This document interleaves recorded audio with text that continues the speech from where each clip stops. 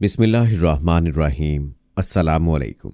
इल्म की बात देखने वालों को राव कमर रिजवान नई वीडियो में खुशामदीद कहता है। दोस्तों, आज का हमारा मौजू उन लोगों के बारे में है जो मरकर दोबारा जिंदा हो गए। ऐसे लोग जिनको डॉक्टर्स ने मुर्दा करार दे दिया, लेकिन चंद लम्हों या चंद घंटों के बाद वो लोग दोबारा जिंदा हो गए।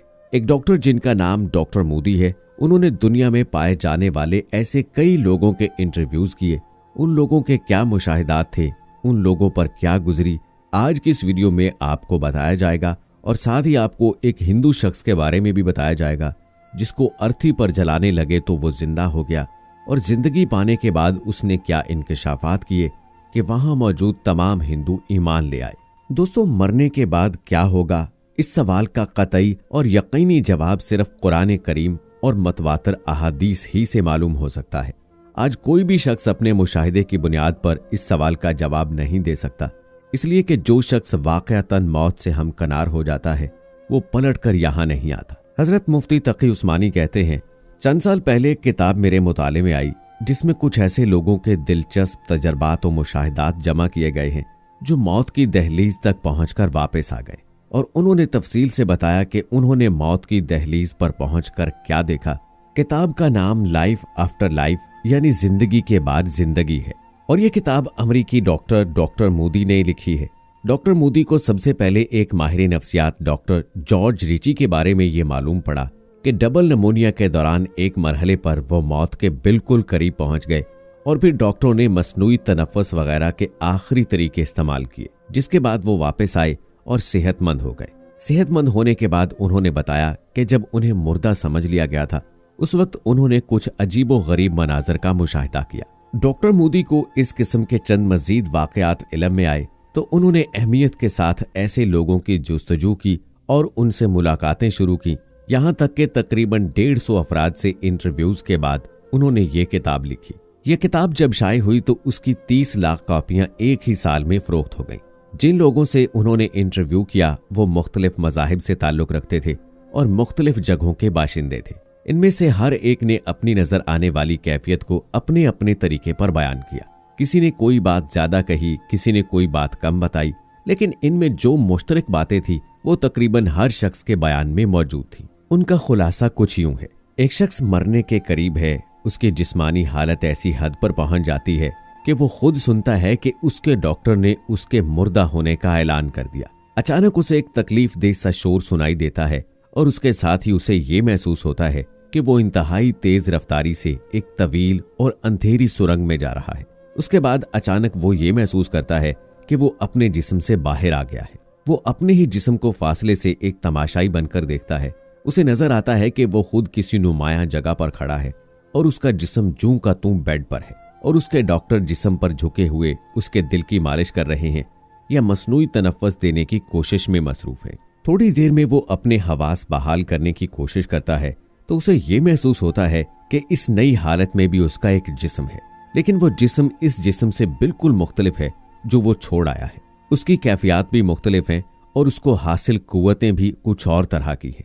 इसी हालत में कुछ देर बाद उसे अपने वो अजीज और दोस्त नजर आते हैं जो मर चुके थे, और फिर उसे एक नूरानी वजूद नजर आता है जो उसे ये कहता है कि तुम अपनी जिंदगी का जायजा लो।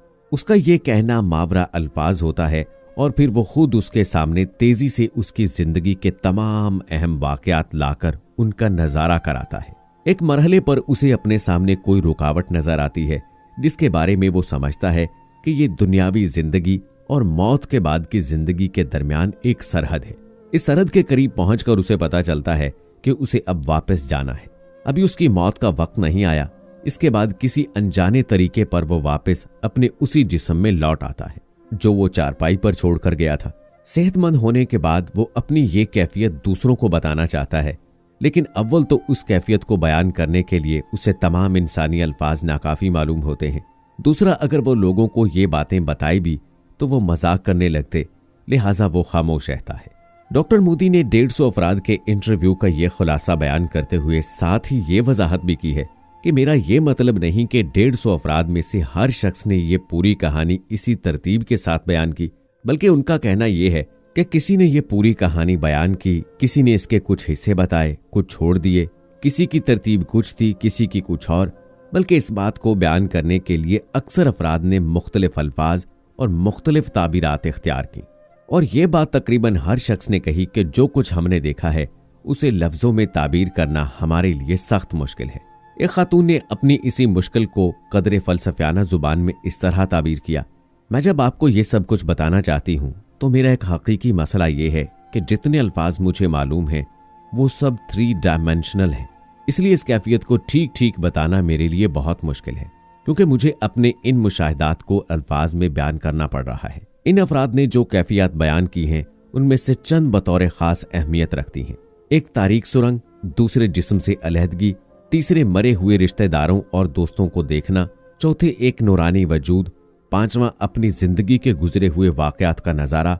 इन तमाम बातों की जो तफसील मुख्तलिफ अफराद ने बयान की है उसके चंद इक्तबासात दिलचस्पी का बायस होंगे। तारीक सुरंग से गुजरने के तजर्बे को किसी ने यूं ताबीर किया कि मैं एक तारीक खला में तैर रहा था। किसी ने कहा है कि ये एक घटाटूप अंधेरा था और मैं उसमें नीचे बैठता जा रहा था। किसी ने उसे एक कुएं से ताबीर किया है, किसी ने उसे अंधेरे गार का नाम दिया है, किसी ने कहा है कि वो एक तारीक वादी थी, किसी ने कहा ये अल्फाज इस कैफियत को बयान करने के लिए नाकाफी हैं।